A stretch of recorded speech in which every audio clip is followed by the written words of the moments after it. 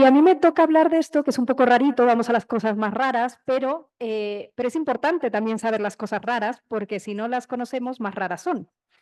Entonces voy a tratar de hacerlo lo más ameno posible para que nos quedemos con tres conceptos básicos del cáncer gástrico hereditario familiar.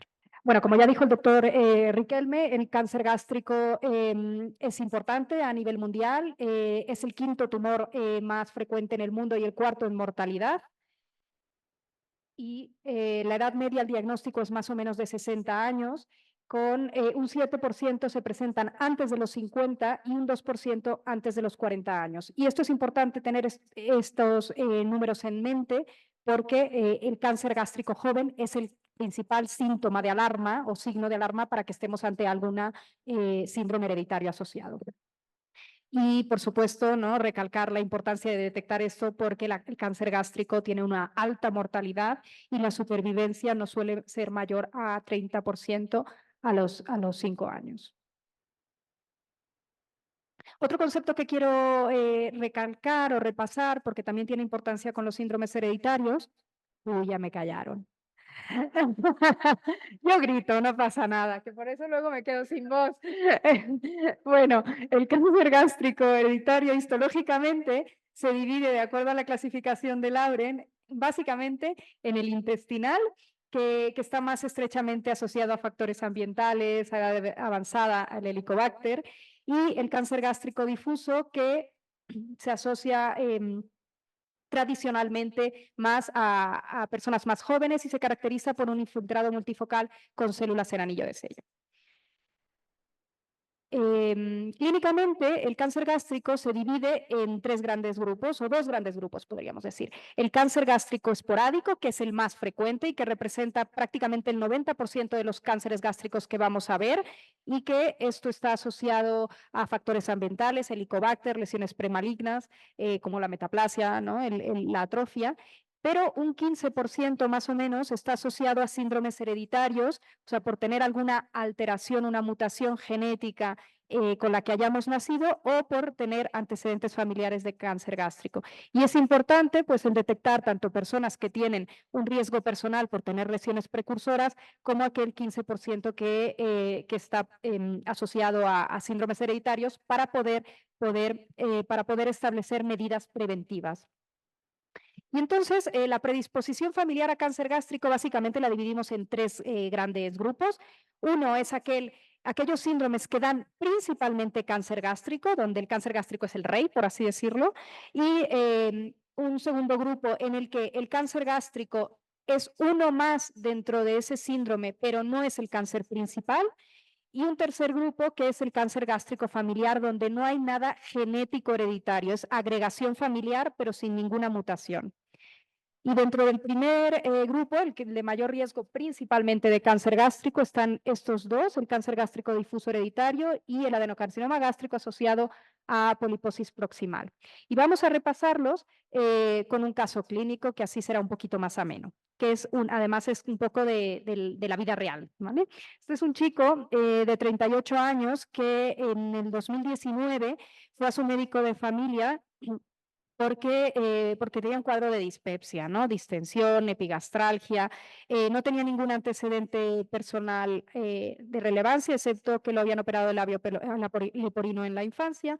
Y entonces un médico, ante un cuadro de dispepsia en una persona joven, Helicobacter, ¿no? Helicobacter salió positivo, pues aquí tenemos el diagnóstico, le dio tratamiento del Helicobacter, comprobó la erradicación, pero el chico seguía con muchos síntomas, analítica no había una celiaquía, no había nada relevante, el chico seguía con síntomas, decían que era estrés, etcétera. Al final, pasados 8 meses, deciden pedirle una gastroscopia, que es esta, en la que claramente veis estos pliegues, ¿no? Súper engrosados, edematoso, mucosa friable, y después a nivel del cuerpo, la cara anterior del cuerpo, esta gran úlcera, que en las biopsias era un adenocarcinoma pobremente cohesivo, difuso, con células en anillo de sello. Y veis estas flechitas que pongo aquí en la AP, que para indicarles las células en anillo de sello, para que sepáis de qué estamos hablando, por curiosidad, veis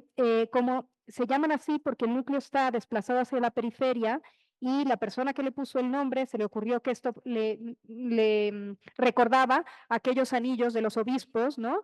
Y por eso le llaman células en anillo de sello, ¿no? Con lo que se llaman los sobres, ¿no? Y así, bueno, por curiosidad. Y a nuestro paciente le hicimos el estudio de extensión y era un T3 con adenopatías positivas, un PET y una laparoscopia para completar el estadiaje que, como el 30% de los pacientes con cáncer gástrico difuso, tenía una carcinomatosis peritoneal, con lo cual ya se le ofreció simplemente un tratamiento paliativo. Y es ahí donde me llega a mí en la consulta y hasta ese momento nadie le había preguntado por su historia familiar, ¿vale? Y aquí tengo el árbol genealógico. Nuestro paciente era Andrés, de 38 años, que hacía 2 años y medio que su hermano Eduardo había fallecido de un cáncer gástrico a los 43 años, ¿vale? Entonces, siempre ante un paciente con un cáncer gástrico, por favor, hacer historia familiar oncológica, ¿no? Y ante cualquier persona que tiene antecedente personal o familiar de cáncer gástrico, tenemos que plantear la posibilidad de que esto sea genético hereditario. La mayoría no lo son, pero por lo menos pensarlo, ¿vale? Y entonces nosotros lo que tenemos que saber es si con la historia familiar que nosotros, personal y familiar, cumple criterios de alguno de los síndromes asociados a cáncer gástrico y si es así, pues procederemos a corroborarlo con estudio genético. Si no cumple ningún criterio de síndromes asociados, que lo que nos tiene que hacer, digamos, saltar la alarma es cuando en una familia hay varios afectos, no necesariamente todos de cáncer gástrico, sino también cánceres extragástricos, edades tempranas y un patrón de herencia autosómico dominante. Si no hay nada de esto, ver si hay mucho cáncer gástrico, porque igual podemos estar ante un cáncer gástrico familiar, y si no hay nada de esto, entonces estamos ante un cáncer gástrico esporádico. Y en cada una de estas ramas, la recomendación preventiva hacia los familiares es diferente. Entonces, en nuestro paciente, a mí sí que me saltó la alarma, le hice el estudio genético y tenía una mutación en el gen CDH1 que es el cáncer gástrico difuso hereditario. Que aunque no es una entidad frecuente, representa el 3% de los cánceres gástricos y es el síndrome el síndrome que se asocia a mayor cáncer gástrico hereditario y tiene unos criterios clínicos de sospecha muy detalladitos que no pretendo que nos los aprendamos, pero simplemente que os suene ¿no? la alarma cuando una persona o en una familia hay varios cánceres gástricos de histología difusa, si hay cáncer gástrico difuso a edad temprana, antes de los 50 años, o si en una familia hay cáncer gástrico difuso y cáncer de mama lobulillar, ¿vale? O sea, cáncer de mama y cáncer gástrico en una misma familia, ojo, ¿vale? Y entonces, si cumplen estos criterios, se hace un estudio genético que este especialmente tiene una herencia autosómica dominante, como les decía, principalmente asociado al CDH1. Hay otro gen que es mucho menos frecuente, pero que también da ese mismo síndrome. Y son cánceres gástricos difusos. Los cánceres gástricos intestinales no cuentan para este síndrome. Y el riesgo que tienen de cáncer gástrico, los portadores de esta mutación es altísimo, es casi del 80%, 70%, perdón, a lo largo de la vida y la mayoría lo presentan alrededor de los 40 años, como nuestro paciente. Y también las mujeres tienen un 50% más o menos de riesgo de cáncer de mama. Entonces les hicimos el estudio genético volviendo a nuestra familia y obviamente Andrés era portador de la mutación que finalmente falleció y uno de sus hermanos, Alberto, era portador, el sobrino, hijo del hermano muerto también, y otro de los hermanos, que está aquí en verde, no era portador, ni la madre, con lo cual seguramente venía de aquí, que su padre había fallecido a los 46 años de un accidente. Entonces, ¿para qué rayos hacemos todo esto? Pues para hacer prevención, ¿no? ¿Y cómo se hace la prevención? Aquí, en este síndrome, somos muy agresivos porque somos muy malos detectando tempranamente el cáncer gástrico en este contexto, ¿vale? Endoscópicamente me refiero. Y como tienen un riesgo de hasta el 70%, se les plantea la gastrectomía profiláctica. Es en el único síndrome que se hace esto y se recomienda una gastrectomía alrededor de los 30 años porque, insisto, somos malos de momento, estamos mejorando en el diagnóstico óptico de la endoscopia en este contexto.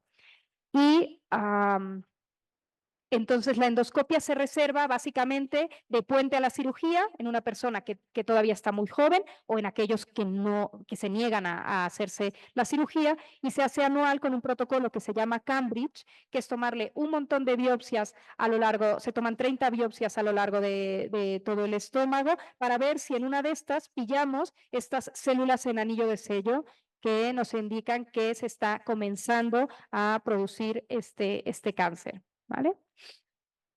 Entonces, volviendo a nuestro caso, Esteban, que era el hijo del, o sea, el sobrino de nuestro paciente, le hicimos esta gastroscopia inicial, y aquí, en esta parte así que se ve un poquitito más blanquecina, que de por sí se ve poco, y aquí en la presentación se ve menos, pero bueno, aquí, en esta parte aquí, ahí tenía, le tomamos biopsias y tenía un carcinoma difuso con células en anillo de sello. Nuestro paciente fue a cirugía, y aquí está esta zona que después, que es esta de aquí, ahí estaba el carcinoma, que aquí veis todas las células estas con el núcleo desplazado, todas las células en anillo de sello, y al final pues tenía estos focos neoplásicos de cáncer difuso, era un T1B, y esto fue hace pues 5 años, en el 19, y está fantástico. Y el otro hermano, que tenía 46 años, también le hicimos la gastro, que macroscópicamente vimos un poco de atrofia y sin metaplasia, y en las biopsias, en todas las biopsias del Cambridge, en las 30, tenía células en anillo de sello sin que nosotros viéramos macroscópicamente ninguna lesión. Y aquí también fuimos a hacerle la gastrectomía profiláctica o terapéutica, más bien aquí ya, y estaba todo lleno de estas células y eran todos T1A. Pasando al otro síndrome, que es el más rarito aún, ¿vale? Es este síndrome que se llama adenocarcinoma gástrico y poliposis proximal al estómago, que hay pocas familias identificadas oficialmente, ¿no?, a lo largo del mundo, pero lo tenemos que sospechar básicamente cuando hay un estómago que está lleno de pólipos de glándulas fúngicas, más de 100, ¿vale? Pero que estos pólipos de glándulas fúngicas son irregulares y tienen displasia, ¿vale?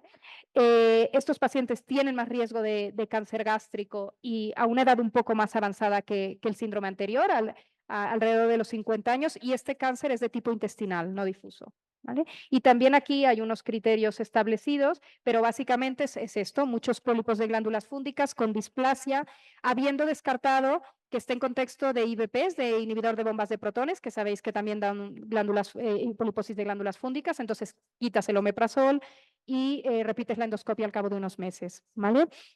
Y que no esté en contexto de una poliposis adenomatosa familiar, que también dan pólipos de glándulas fúngicas, es decir, que no haya pólipos en el colon. Y este síndrome también se debe a una mutación en el gen APC. Se piensa que es una variante de la poliposis adenomatosa familiar, pero sin afectar el colon, que solo afecta el estómago.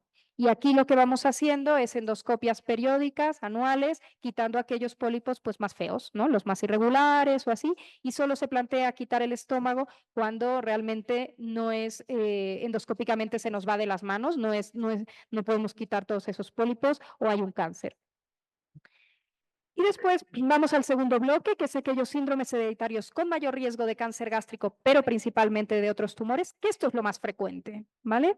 Y aquí les pongo la tabla de los síndromes que dan también riesgo de cáncer gástrico, y como veis, la mayoría son, lo que más dan riesgo son las poliposis amartomatosas colónicas, es decir, el síndrome de Peutz-Jeghers y la poliposis juvenil. También está el síndrome de Lynch, que da cáncer de colon principalmente, la poliposis adenomatosa familiar, que también principalmente da cáncer de colon, el síndrome de Li-Fraumeni y el síndrome de cáncer de mama y ovario hereditario, ¿vale? Pero principalmente las poliposis amartomatosas y los síndromes de Lynch son los que tienen mayor riesgo de cáncer gástrico. Entonces, por eso les insisto, ¿no? En que hay que preguntar de otros antecedentes familiares, no solo de cáncer gástrico, porque la mayoría de las personas que tienen estos síndromes no tienen el cáncer gástrico en la familia, tienen cáncer de colon, tienen cáncer de mama, ¿vale?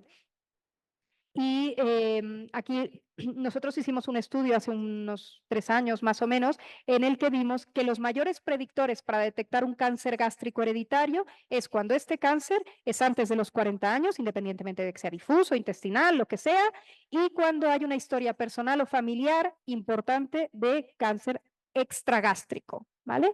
Y esto es estadísticamente significativo. Por eso la importancia de aquí, ante cualquier, vuelvo a mi algoritmo, ante cualquier persona con cáncer gástrico o familiar, ver si cae en alguno de estos síndromes hereditarios, porque de esta manera podemos sospecharlo y llegar al diagnóstico. Y aquí os presento un par de ejemplos. Por ejemplo, esta familia con un síndrome de Lynch, que yo vi a Josefa, que vino a mi consulta por reflujo, pero haciéndole la historia familiar, me dijo que había tenido un cáncer gástrico a los 42 años y un cáncer de útero a los 50 y tantos. Ahora tenía 70 y su hija había tenido un cáncer de útero. Entonces, yo sospeché que estuviéramos ante un síndrome de Lynch y efectivamente tenían una mutación en MSH2 que después hemos ido viendo al resto de la familia. Y aquí el otro sin, hoy, aquí otro caso de Araceli que nos la enviaron porque había tenido un cáncer de mama a los 44, luego tuvo un cáncer de estómago a los 49, hasta ahí nadie había sospechado nada, hasta que volvió a tener un cáncer, otro cáncer de mama a los 54 y veis cuántos cánceres de mama había por aquí por la familia, ¿no? Aquí 2 tías, ¿no? Y más no, porque tenía, y la hermana, ¿no? También un cáncer de mama a los 38 y tenía una alteración genética en BRCA2. Entonces, la importancia de diagnosticar es poder hacer medidas preventivas, que esto va un poco en función del tipo de síndrome, ¿no? Cada cuánto tenemos que ir haciendo estas gastroscopias de control, ¿no? Cada dos, habitualmente son cada 2 o 3 años en global, ¿vale? Y sobre todo, y como ya lo dijo el doctor Riquelme, el helicobacter, ¿vale? En todos estos pacientes, en estos individuos que tienen mayor riesgo de cáncer gástrico, hemos de mirar el helicobacter, ¿vale? Independientemente de las gastroscopias que vayamos haciendo, porque es lo que más estrechamente se ha visto asociado, y este es un New England del año pasado, de que multiplican o prácticamente duplican el riesgo si asocias mutación y helicobacter, ¿vale? Con lo cual, siempre esta es la mejor prevención. Y por último está el cáncer gástrico familiar, en el que, como bien está establecido, el tener antecedentes familiares de cáncer gástrico conlleva mayor riesgo de cáncer gástrico con una media de un aumento de 1,5 a 3,5 mayor riesgo que la población general, y esto un poco también depende de la área geográfica en la que estemos, ¿no? Por ejemplo, nosotros en España este riesgo se multiplica por 3. Y se sabe también que a mayor número de familiares afectos, más riesgo. No es lo mismo tener un familiar que 2 familiares con cáncer gástrico. Y también parece ser que si el familiar afecto es tu hermano, tienes un poco más de riesgo que si son tus padres, cuando estamos hablando de familiares de primer grado. Y aquí también, la importancia de erradicar el helicobacter, es lo que se ha visto a día de hoy que funciona como para bajar la incidencia, y este también es un New England de hace ahora ya 4 años, en el que la incidencia de cáncer gástrico en la rama de individuos con antecedente familiar que se le erradicó el helicobacter fue la mitad en comparación con la rama de individuos con antecedente familiar de cáncer gástrico que se les dio placebo, ¿vale? Entonces, sabemos que esto funciona y esto es lo que tenemos que hacer, ¿vale? Y cuando hablamos de cáncer gástrico familiar es porque hay mucha agregación, no solo porque tenga mi padre que murió de cáncer gástrico a los 75 años, sino cuando hablamos de esta entidad es porque realmente hay mucho cáncer gástrico, más de 2 o 3 familiares de primer grado, sobre todo si hay alguno a edad precoz, antes de los 50 años.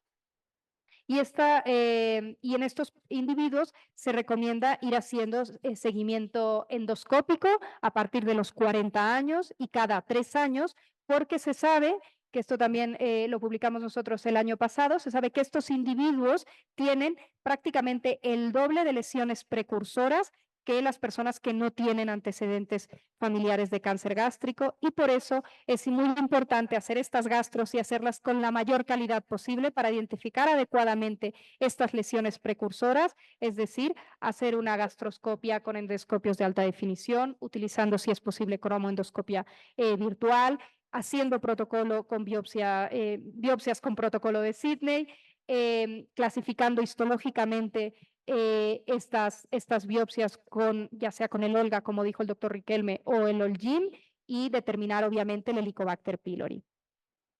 Así, finalmente, las indicaciones de estudio genético. Se recomienda hacer estudio genético ante un paciente que cumple estos criterios de síndromes hereditarios o en cualquier paciente que ha tenido un cáncer gástrico intestinal menor de 40 años o difuso menor de 50. Y estos son los genes que nosotros recomendamos en hacer. Habitualmente lo que nosotros utilizamos es un panel multigen, es decir, miramos al mismo tiempo todos estos genes que básicamente incluyen todos los síndromes que he ido comentando, y espero que os acordéis de mí y os acordéis de este algoritmo cada vez que veáis un paciente con cáncer gástrico o que os dice que tiene un familiar con cáncer gástrico, y que no pase esto que me pasó hace, no sé, 3 o 4 años también, que visité a Ignacio por un cáncer gástrico difuso a los 38 años, también en estadio metastásico, y que haciéndole la historia familiar me dijo que estaba con su padre, estábamos los tres en la consulta, y me dijo que había tenido su madre un cáncer gástrico a los 31, su abuela un cáncer gástrico a los 60, y cuando les estaba haciendo todas estas preguntas,